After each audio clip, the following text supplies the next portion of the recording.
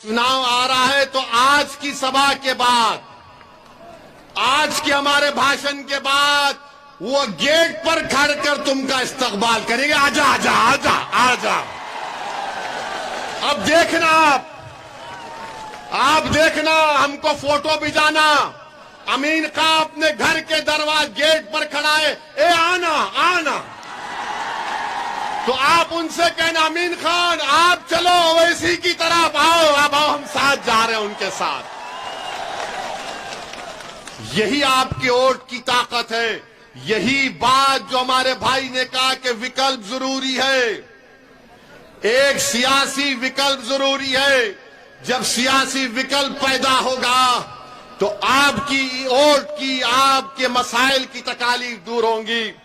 मेरे अजीज दोस्तों और बुजुर्गों, एक और बात आपको कहना चाहूंगा अपनी बात को खत्म करने से पहले, कि हमारे देश के प्रधानमंत्री नरेंद्र मोदी जब से बने हैं, पिछले 9 साल में सबसे ज्यादा आतंक, ये जो लोग गांव रक्षक के नाम पर आतंक फैलाते हैं, अरे गाय से हमारे हिंदू भाइयों को अकीदत है, हम मानते हैं, मगर ये कौन लोग हैं जो गाय का नाम लेकर पीलू खान को मार दिए, रघुवर को मार दिए, अखलाक को मार दिए, हाफिज जुनैद को मार दिए, जुनैद और नसीर को मार दिए, दलितों को पीटते हैं, मारते हैं। जब से देश के प्रधानमंत्री श्री नरेंद्र मोदी बने हैं, ये गौ रक्षक के नाम पर ये लोग एक धंधा और कारोबार कर रहे हैं।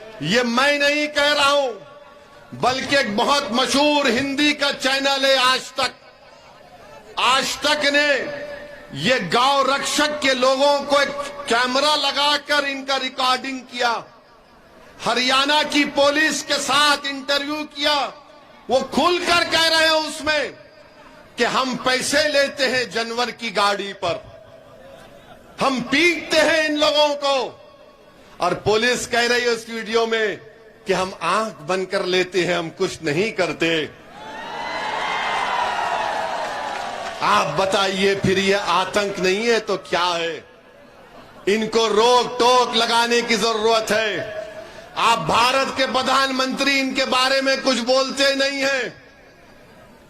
एक हरियाणा में एक बहुत बड़ा ये गौ रक्षकों का एक ग्रुप बन चुका है, उसका एक बहुत बड़ा लीडर बन चुका है, वो उसके हाथ में हथियार है, लाइसेंस वेपन है। तो मोदी जी उससे कहते हैं कि तू मोनू डार्लिंग है मेरे लिए। इनके लिए मोनू डार्लिंग। और मोदी जी हम आपके डार्लिंग नहीं है क्या? जिसके हाथ में हथियार वो आपका डार्लिंग, जो गरीबों को पीटता है वो डार्लिंग, जो जुनैद और नसीर को मारता वो डार्लिंग। और हम क्या है मोदी जी बताइए? आपकी हरियाणा में आपकी सरकार और आपकी सरकार की तरफ से जुल्म और ज्यादती की जाती है। मेरे अजीज दोस्तों और बुजुर्गों, देश के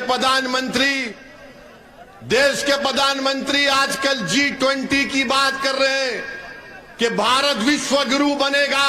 प्रधानमंत्री जुनैद और नसीर को, जितेंद्र मेघवाल को मारा और पीटा जा रहा है। कौन से विश्व गुरु की आप बात कर रहे हैं?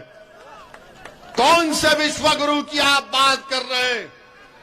G20 आप करिए, मुबारक हो आपको, हम भी चाहते अच्छा हो जाए, मगर देश की भी फिक्र करो मोदी जी।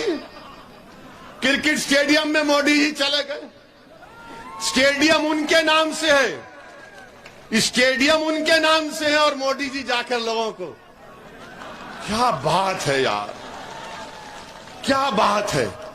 आप देश के प्रधानमंत्री बोल रहे हैं कि पसमानदा मुसलमानों पे काम करो। देश के प्रधानमंत्री, फिर आपने मिरासियों को रिजर्वेशन क्यों नहीं देते? मेवातियों को रिजर्वेशन क्यों नहीं देते? ये हमारे भाई जो आज इस सरजमीन पर बसते हैं, उनको रिजर्वेशन क्यों नहीं देते? सिंधी जबान बोलने वालों से इंसाफ क्यों नहीं करते? और राजस्थान की सरकार ने तो रीट के एग्जाम में खाली 9 नौकरी दी है सिंधी जबान के लिए। अरे सिंधी जबान से नफरत क्यों है गहलोत जी, मोदी जी आपको? अरे नौकरी बढ़ाओ सिंधी जबान बोलने वालों को।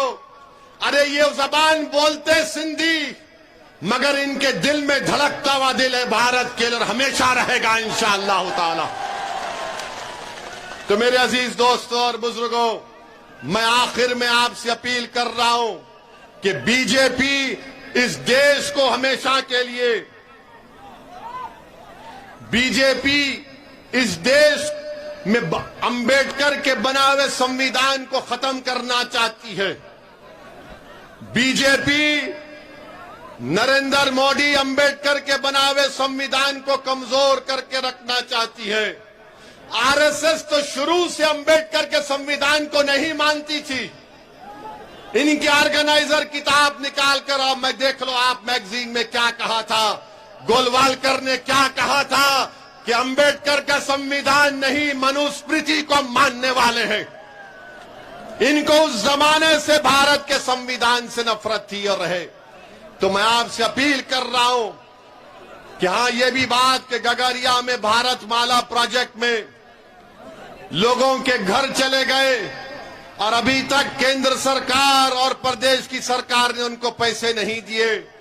हम डिमांड करते हैं कि भारत माला प्रोजेक्ट में जिनके घर और जायदादें गई हैं उनको पूरा का पूरा उनका कंपनसेशन मिलना चाहिए।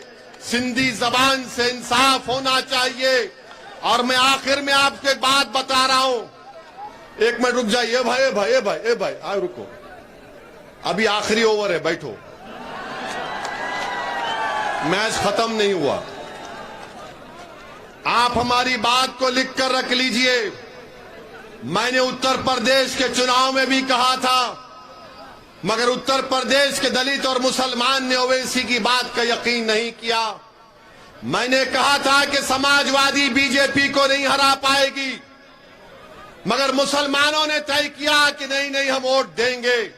मैं ये कह रहा था कि अब मजलिस को कामयाब करो, अपने 4-5 विधायक को कामयाब करो जो जाकर लड़ेंगे आपके लिए। वक्त ने बता दिया कि मैंने सच बोला था। गुजरात में मैंने कहा था कि बीजेपी को ये कांग्रेस नहीं रोक पाएगी, आप मजलिस के विधायक को कामयाब करो। तो गुजरात के मुसलमानों ने मुझसे आकर कहा कि ओवैसी साहब, किसी ने बेटा कहा, किसी ने भाई कहा, मैं उनकी इज्जत को सलाम करता हूं कि नहीं हमको बीजेपी को हराना है।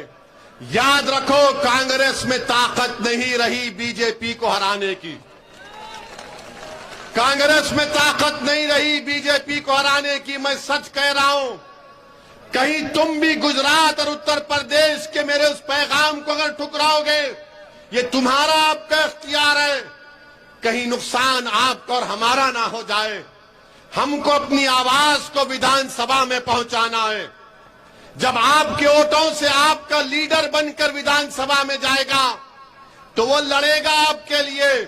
अगर आप ये समझेंगे कि नहीं हम 60 साल से कांग्रेस का साथ दे रहे हैं, मत की पुरानी आदत को तोड़ना पड़ेगा आपको। इस पुरानी आदत को छोड़ना पड़ेगा आपको। अब एक नई आदत को पैदा करना पड़ेगा, क्योंकि आप और हमारा काम यह कि अपने नेता को पैदा करें, अपने लीडर को पैदा करें।